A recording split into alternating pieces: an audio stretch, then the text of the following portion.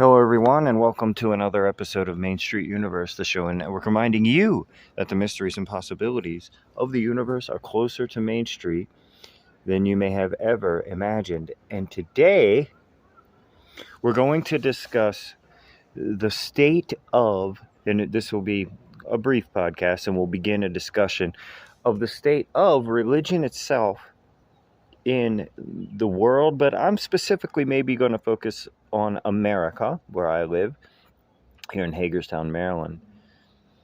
Now, I'm going with an article from The Economist just to get this thing rolling. It said in April 1966, Time magazine stirred outrage in America, and they published a story saying, "Is God dead?" More than 80 years after Nietzsche had declared him to be so. By the way, I'm outside. I'm hoping wind noise doesn't become a factor. Today, American religion looks less exceptional. I've been seeing a few articles on this recently about the exceptionalism of American religion. So anyhow, back to the article. According to recent survey, Gallup pollster, for the first time, a majority of Marylanders do not belong to a church. Quote, "We are officially living in a, quote, pagan nation." I'm not exactly sure about that, but that was from the editor of a Catholic magazine. Now, pollsters attribute the slump in church membership to the rise of the non-denominational type folks, or the knowns, or the non-affiliated, non-religiously affiliated.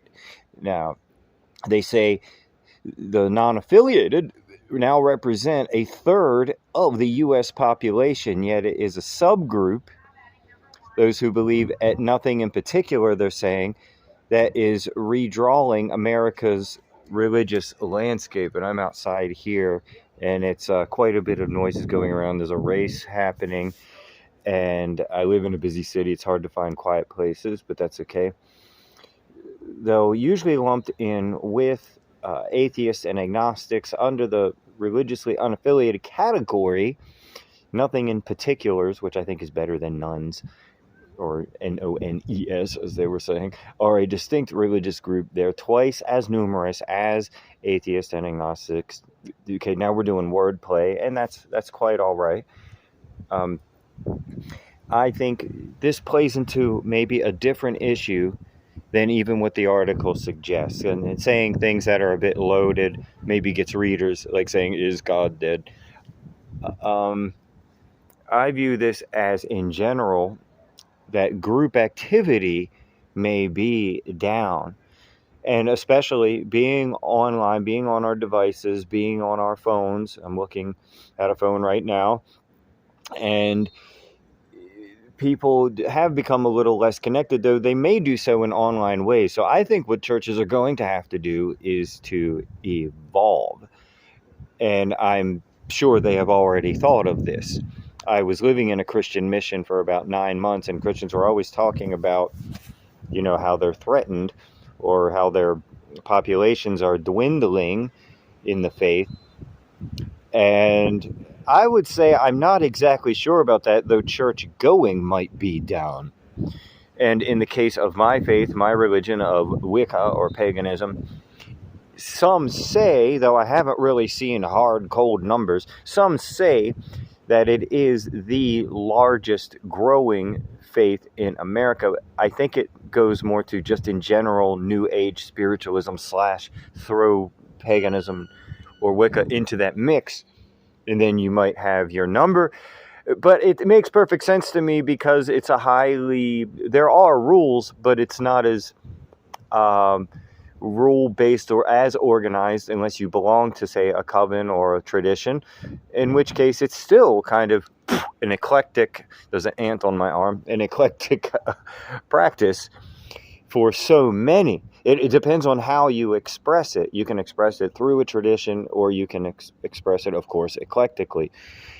And I've done both, and there's great reward in both. Sometimes it's nice to learn a tradition's way, and to learn just tradition in general, and to learn and read about the old ways and practice the old ways in general, and to I've always been interested in looking up their origins. But back to the subject at hand, uh, the pagan faiths are growing. Whether they're the fastest growing, I don't know. In the world, Islam is the fastest growing religion. And in America, I have heard people say either non-denominational, and I've heard them say Wicca or paganism. And well, the thing about Wicca or paganism is, rather than focusing on certain types of rules like, oh, don't have a lustful thought. In fact, lustful thought is encouraged, or at least from me it is. It means you're still alive, folks.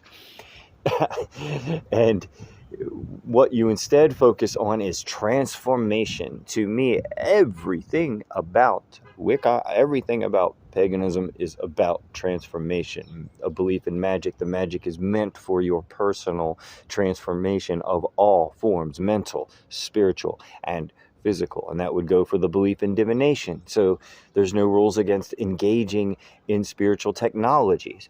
So in a way, that's a bit fun, right? I mean, you're throwing some fun into the thing. It's okay to think about sex. It's okay to believe in magic. It's okay to believe in and engage in divination. My personal favorite divination is tarot. And I enjoy that language. It's like learning a language, and it seems like you're always learning something every time you flip the cards and something comes to you and you sort of get into the zone. All meditation forms are encouraged. I've been in Christian groups before where they're saying yoga is the devil. See, paganism doesn't come with any of that nonsense. You don't have to sit there and be worried about a devil that isn't even in our pantheon. There is no Satan in paganism unless you want it to be. You can adopt. It's a powerful energy form, and if you want to adopt it, so be it. I'm all for anyone exploring dark gnosis. Let me clarify that too. Some people might think I'm a little lighter, fluffier than I am. I encourage dark Gnostic exploration, maybe not, of course, harmful action of any kind, but exploring shadow work and the dark side of yourself, and going into, some people talk about the dark side of the tree of life, the paths of the dark Kabbalah. Hey, I mean, those meditations are incredibly, in my opinion, can have incredible value. Why? Because it's all about transformation. Because a powerful, well-balanced, well-informed, transformative human being is valuable to themselves and to others. This has been my brief podcast for today, talking about the declining of what some people say is declining of religion or God. No, God is not declining. Maybe some group activity is. This is Main Street Universe. I'm host Daniel Michael. This is a show reminding you that the mysteries and possibilities of the universe are closer to Main Street than you may have ever imagined. Thank you and have a good day.